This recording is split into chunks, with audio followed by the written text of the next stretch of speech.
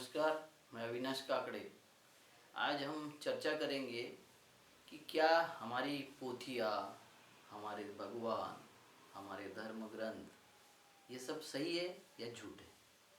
देखो, धर्म ग्रंथ जो भी लिखे जाते हैं वो अपनी अपनी भावनाओं को प्रकट करने के लिए उन लोगों को लिखा हुआ है जो उनकी भक्ति करते थे।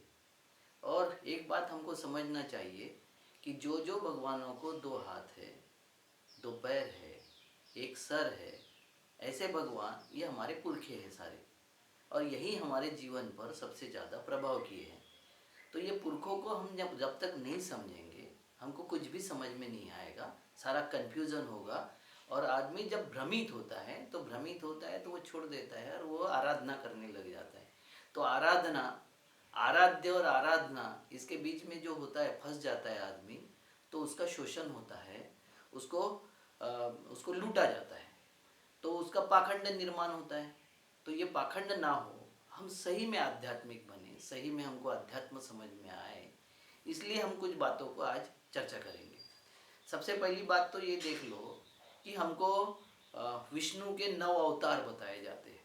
देखो, ये विष्णु नाम का जो चीज़ है ये बहुत गड़बड़ है, मगर उसको हमारे ऊपर थोपना था तो हमको 9 अवतारों के बारे में बता दिया कि 9 अवतार विष्णु के हुए हैं। तो पहला अवतार जो बताया है वो है मत्स्य अवतार, दूसरा अवतार है कुर्मा अवतार, तीसरा अवतार है वराह अवतार, चौथा अवतार है नरसिम्हा अवतार, उसके बाद में वामन अवतार, राम अवतार, कृष्ण अवतार, बौद्ध अवतार और फिर बाद में कलंकी अवतार। अब बौद्ध अवतार थे कि नहीं, राम अवतार थे कि नहीं, इसके बारे में हम बताते हैं। ये कैसे बताया गया है, देखो, कोई भी चीज़ आपको समझ में आ जाए। जैसे एकनाथ महाराज थे, आप नाम जानते होंगे, तो एकनाथ महाराज ने एक भारूड नाम की कल्पना साकार की थी। वो भारूड में लिखते थे, उनका एक 4 लाइन है कि मुंगी वैली शिंगी झाली तिचे दूध किती, 12 राजन भरून गेले प्याले 12 हत्ती। मतलब एक मूंगी, मूंगी मतलब चींटी, उसको बच्चा हो गया तो उसने दूध कितना दिया कि 12 राजन मतलब 12 नांद भर के उसने दूध दिया, और उसको किन्होंने पिया, 12 हाथियों ने पिया। ये जो हमारा अलंकार है, ये अलंकार है, आपके दिमाग में ध्यान में रहना चाहिए कि इतना ऐसा विचित्र बताया था, ये ध्यान में रहना चाहिए।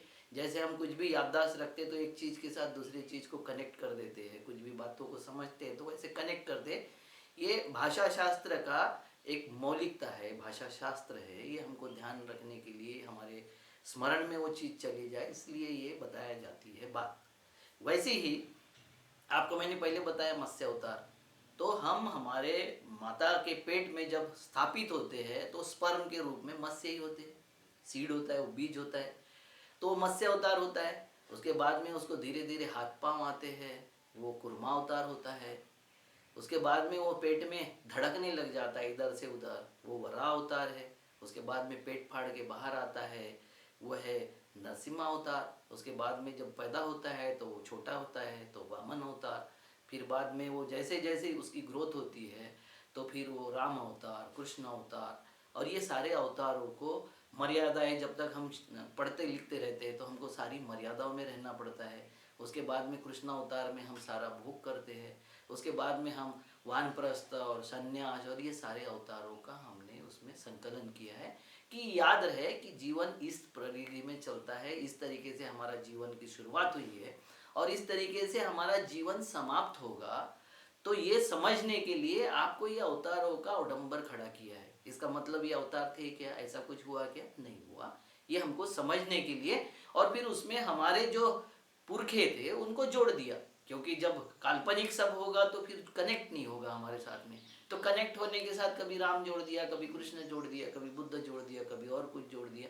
इसमें बहुत विरोधाभास है, मगर समझने की बात क्या है कि ये सारे अवतार हमारे जीवन उत्कर्ष का और जीवन के अंत तक का हमारा जो सफ़र है वो सफ़र बयान करने के लिए रूपक के रूप में हमको समझाया गया है।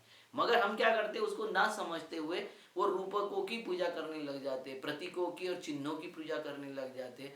और जब प्रतीक और चिन्हों की पूजा होती है तो उसके माध्यम से आपको कोई ना कोई ये प्रतीकों का अर्थ समझाने वाला आ जाता है, चिन्हों का अर्थ समझाने वाला आ जाता है। और जैसा ही अर्थ समझाने वाला कोई आता है, जैसा ही अर्थ आपको दूसरे से समझना पड़ता है, वैसा ही आपका धंधा शुरू हो जाता है, उसके नाम से धंधा होता है। तो ये धंधे से अगर बचना है तो हमको हर चीज का अर्थ समझने की जरूरत है। वो अर्थ मुझे लगता है कुछ हद तक मैंने अभी समझाने का प्रयास किया है।